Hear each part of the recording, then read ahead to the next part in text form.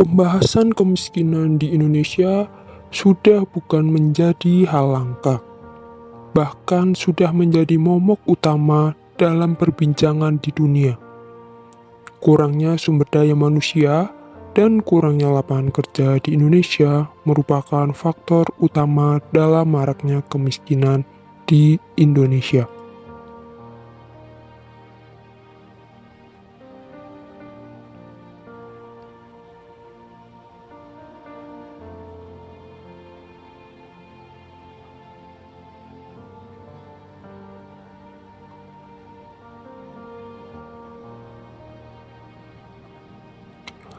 Berdasarkan data BPS tahun 2021, angka kemiskinan di Indonesia menurun dengan jumlah penduduk miskin 1,04 juta jiwa menjadi 26,5 juta jiwa pada Maret 2021, di mana roda ekonomi berjalan dengan baik walaupun Indonesia sedang dilanda musibah.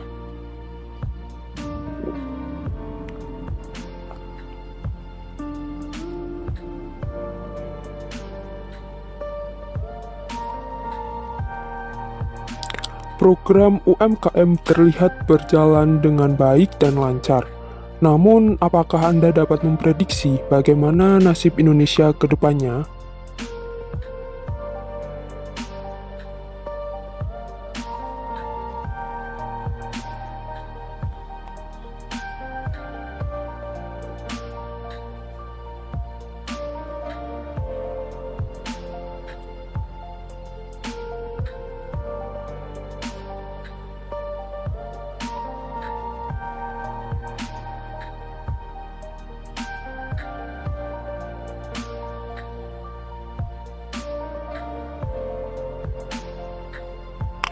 Dilihat dari maraknya pengangguran di setiap daerah, bahkan di sekitar rumah Anda pun ada segelintir orang yang tidak bekerja.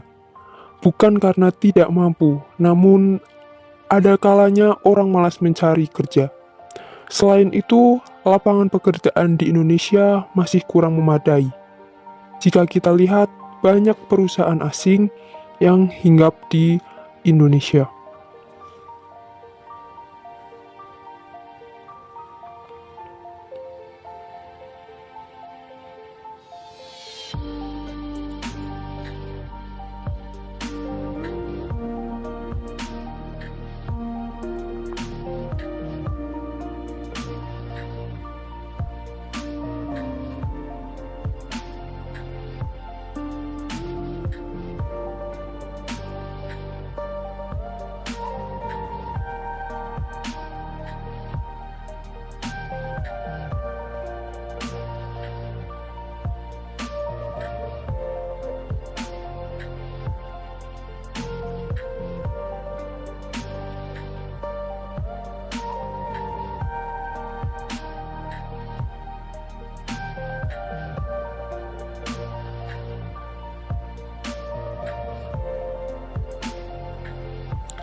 Pada 2020 lalu, Jokowi menegaskan bahwa harus membeli produk Indonesia. Anda ingat slogan cinta produk-produk Indonesia? Dalam realisasinya, masyarakat Indonesia lebih memilih produk luar negeri karena perspektif bahwa barang luar lebih baik. Anggapan seperti ini dapat membuat roda perekonomian Indonesia stuck di area itu saja.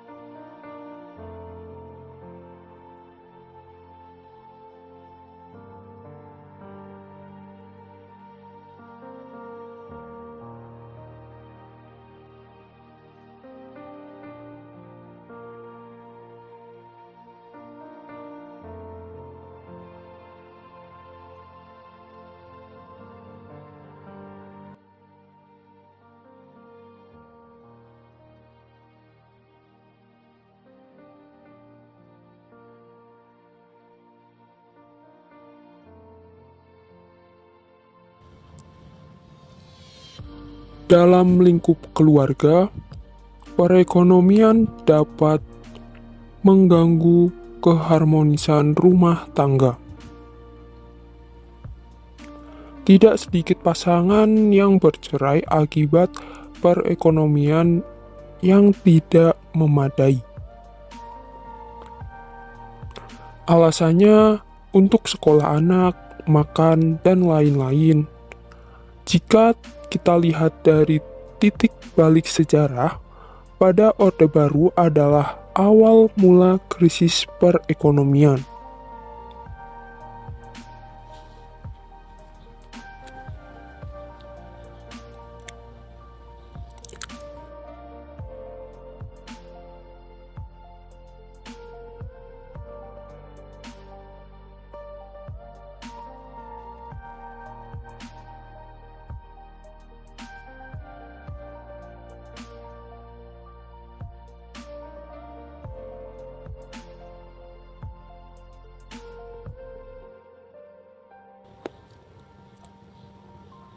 Ketika pendapatan masyarakat baik, kemudian ada pembatasan pengeluaran hanya Rp500 saja, maka masyarakat tentunya akan lebih banyak untuk menyimpan uangnya di bank. Karena masyarakat banyak yang menabung, tentunya pertumbuhan ekonomi akan turun disebabkan oleh kurangnya tingkat minat beli masyarakat.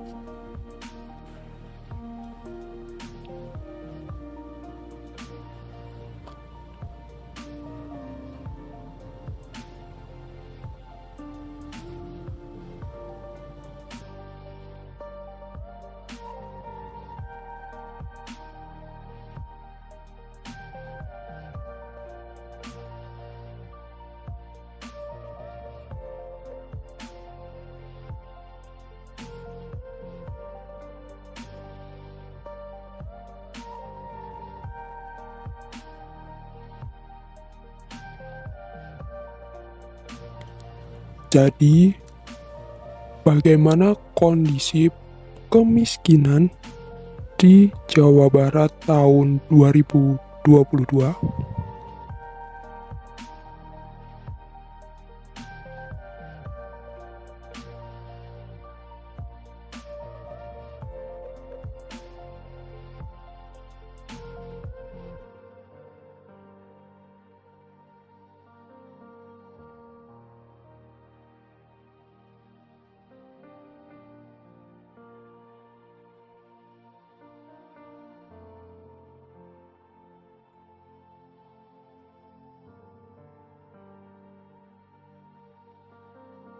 Nama saya Ibu Koni, umur 46 tahun. 46 tahun. Iya.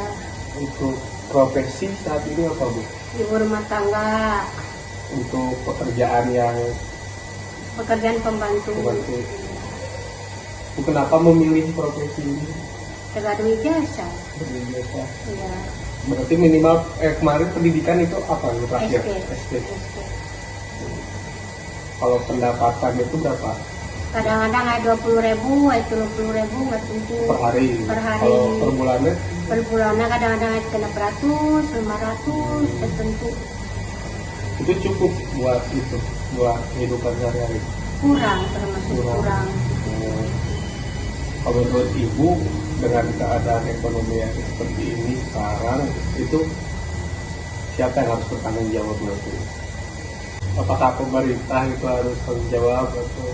Ya kadang-kadang bertanggung jawab pemerintah. Ibu pernah dapat bantuan belum dari pemerintah? Kepungkur pernah PKH selama 7 tahun, akhirnya matang menang bantuan apa-apa. Itu kapan berarti terakhir dapat? Tahun terakhir menang mah tahun 2020. 2020. Ya. Sampai sekarang belum dapat? Belum dapat. Kalau jumlah keluarga berapa, Bu? Akhirnya ada 3. Kalau buat kerja itu biasanya dari jam berapa? Sampai Kadang-kadang jam berapa? 7, kadang-kadang sampai jam 1. Iya. Kalau aktivitas lain bekerja berarti ada nggak? Paling berburu nyesel di tetangga. Untuk harapan ibu ke depannya mungkin buat pemerintah atau buat siapapun itu gimana? Kayak ibu mah masalah pada pemerintah mah kada sandang pangan murah. Coba enak kan kondisi minyak mahal. Sekeberapa ke peser acan kan gitu ibaratnya teh. Boro-boro ngemeser minyak mau beli beras kan ise gitu ibaratnya teh.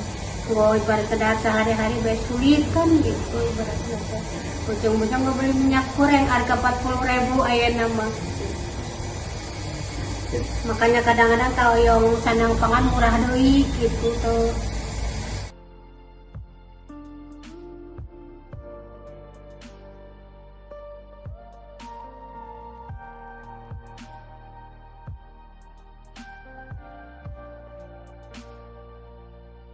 Yang abi rumahnya dah sekolah abi urusan SD, jadi abi kebutuhan abi arosno belum gitu. Abi ada putra pilu saragem. Ya terus iya masalah tiap harinya abi kayaknya kadang-kadang kepengen 12.000, kadang 8.000, kata kan juara mulung gitu. Terus saya nasa kan abi kan kontrak di Lewi Anyar, jadi gaya bantuan kayak PKH gaya habis PKB terus hampir 10 tahun di dia gitu gaya bantuan. Jadi abi kurang lengkap surat-suratnya gitu. Ya sebenarnya harus pemerintah masalah tanggung jawab, jadi jangan sampai ke ini kan yang kecil tertindih gitu. Jadi pemerintah harus lihat yang kecil teh, jangan yang ini kan kadang-kadang kan yang bantuan tuh orang kaya juga dapat bantuan itu nggak boleh dapat. Ini kan banyak yang pakai handphone bagus, pakai emas tapi dapat bantuan itu yang boleh, harus yang kecil yang dapat bantuan gitu.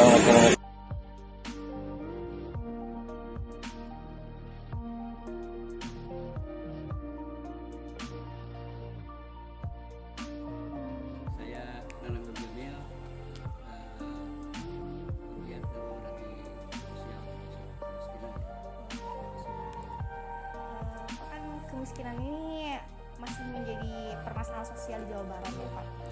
Berdasarkan data dari BPS, terdapat 6,82 ribu jiwa penduduk Jabar yang hidup di bawah garis kemiskinan pada Maret 2021. Bahkan pada Maret 2021 pun kota Tasikmalaya itu menjadi kota termiskin pertama ya Pak.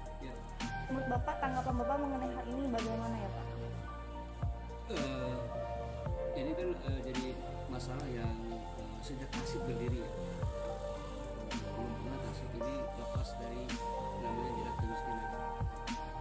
Berbicara tentang kemiskinan tentu banyak variabel faktor harus diselesaikan secara bersama-sama, secara terintegrasi, secara komprehensif dan terus berkesinambungan. Nah, kelihatannya yang pemerintah bukan tidak bekerja, tetapi mungkin belum maksimal, terutama tentang kemiskinan di kawasan itu kan ada di wilayah kecamatan Taman Sari ya. Nah, banyak variabel kemiskinan ditunjuk dari jenisnya. Ada kemiskinan struktural, ada kemiskinan yang sifatnya kultural, ada 4 kemiskinan lah. Tapi pada intinya bahwa memang ada sesuatu yang menjadi pertanyaan besar. Tasik ini kenapa 30% perputaran ekonomi di Penang Timur kan ada di kota Tasik. Kemudian kita punya sumber daya yang cukup. Tapi kenapa? Pertanyaan besarnya, kok angka kemiskinan dari sejak Tasik berdiri sampai sekarang penurunannya tidak pernah signifikan. Sehingga Tasik terus menerus sampai tahun ini masih tetap menjadi kota termiskin di Jawa Barat dari 27 kota kabupaten. Itu mungkin kajian saya ya setelah saya melihat realita di Kan pemerintah tuh telah